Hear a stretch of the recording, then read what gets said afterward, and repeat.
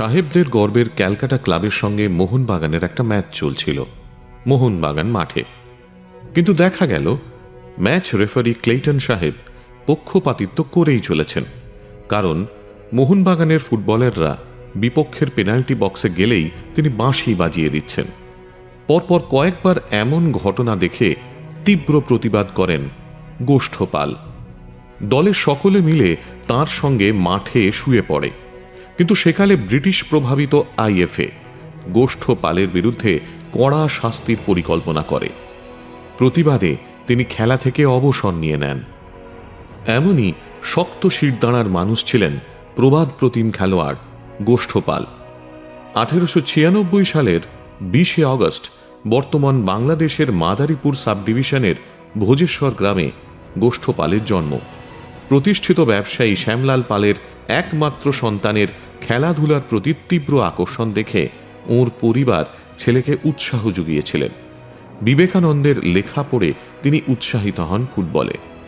School জীবন কেটেছে কলকাতার শারদাচরণ এরিয়ান ইনস্টিটিউশনে। কুমোরটুলি ক্লাবের হয়ে তিনি প্রথম মাঠে নামেন মাত্র 11 বছর বয়সে 1907 সালে। সেই সময় একদিন মোহনবাগানের খেলোয়াড় রাজেন সেনের নজরে আসে তাঁর খেলা। তিনি এরপর ওকে নিয়ে আসেন মোহনবাগানে 1912 সালে। পরের বছর থেকে একটানা 23 বছর খেলেছিলেন মোহনবাগান ক্লাবে। সেই জন্য এই ক্লাবকে তিনি মা সম্বোধন করতেন। অধিনায়ক ছিলেন 5 বছর। সে সময় রক্ষণভাগে গোষ্ঠপালের আগ্রাসী মনোভাবকে বেশ ভয়ই পেত ব্রিটিশ ফুটবলাররা।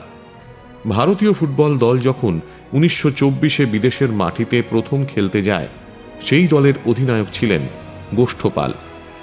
হারকিউলিস কাপে খেলার সময় 1920-তে ইস্টবেঙ্গল তাঁকে হায়ার করে নিয়ে যায় একবারই, এবং ইস্টবেঙ্গল সেইবার চ্যাম্পিয়ন হয়।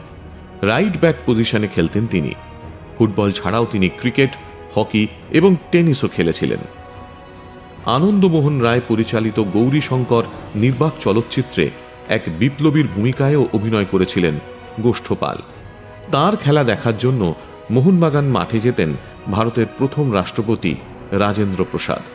ক্যালকাটা ক্লাব ছাড়াও সে সময় প্রায় সমস্ত দল, যেমন Highland Infantry, Middlesex, Leicesters, North Stafford ইত্যাদির বিরুদ্ধে গোষ্ঠপাল তীব্র প্রতিরোধ করে লড়াই চালিয়ে গেছেন মাঠে। তখন তিনি ইউরোপীয় খেলোয়াড়দের বিপক্ষে খালি পায়ে খেলতেন। মাঝ মাঠ থেকে তাঁর লম্বা নিখুঁত কিক, বিপক্ষ খেলোয়াড়দের বিভ্রান্ত করে বল ট্যাকল করার ক্ষমতা এবং পায়ে বল নিয়ে সহযোগী খেলোয়াড়দের নির্ভুল বল পাস করা, এই সমস্ত গুণপনা দেখে দৈনিক দ্য ইংলিশম্যান পত্রিকায় এক সাংবাদিক তাঁকে দুর্ভেদ্য চীনের প্রাচীর বলে অভিহিত করেন। সেই থেকে তিনি ফুটবল মাঠের চাইনিজ ওয়াল নামেই বিখ্যাত হয়ে রয়েছেন। সেজন্য প্রথম আলাপের সময় রবীন্দ্রনাথ বলেছিলেন, ও তুমিই তাহলে সেই চীনের প্রাচীর। দেশের প্রথম ফুটবল খেলোয়াড় হিসেবে গোষ্ঠপাল ভারত সরকারের পদ্মশ্রী পান 1962-তে। পদ্মশ্রী সম্মান নিতে গিয়ে তারাশঙ্কর বন্দ্যোপাধ্যায়ের সঙ্গে তাঁর দেখা হয়। লেখকের পরনে গলা বন্ধ কোট, ধুতি পরা গোষ্ঠপালকে দেখে বিস্মিত তারাশঙ্কর জানতে চান তিনি কোট পরেননি কেন। গোষ্ঠবাবু বলেন, ধুতি পাঞ্জাবিতে যদি খেতাব না পাওয়া যায় নেব না, ফিরে যাব। রাষ্ট্রপতি রাজেন্দ্র প্রসাদের কানে গেলে তিনি জানান গোষ্ঠবাবুর এই পোশাকে তার কোনো আপত্তি নেই। তীব্র দেশাত্মবোধের জন্য ব্রিটিশ সরকারের দেওয়া চৌধুরী উপাধি প্রত্যাখ্যান করেছিলেন তিনি। তার সম্মানে ভারতীয় ডাক বিভাগ থেকে একটি ডাক টিকিট প্রকাশিত হয় 1998 সালে। মোহনবাগান ক্লাব 2004-এ তাঁকে মরণোত্তর মোহনবাগান রত্ন সম্মান প্রদান করে। মোহনবাগান ক্লাব তাঁবুর ভেতরে নির্মাণ করা হয়েছে তাঁর নামে নামাঙ্কিত গোষ্ঠপাল সংগ্রহশালা। এখানে সংরক্ষিত রয়েছে আদ্যন্ত দেশপ্রেমিক খেলোয়াড় মানুষটির স্মৃতি। তাঁর নামে মোহনবাগান ক্লাবের পাশের রাস্তাটি এখন গোষ্ঠপাল সরণি। এখানেই খালি পায়ে বল নিয়ে দাঁড়িয়ে গোষ্ঠপাল।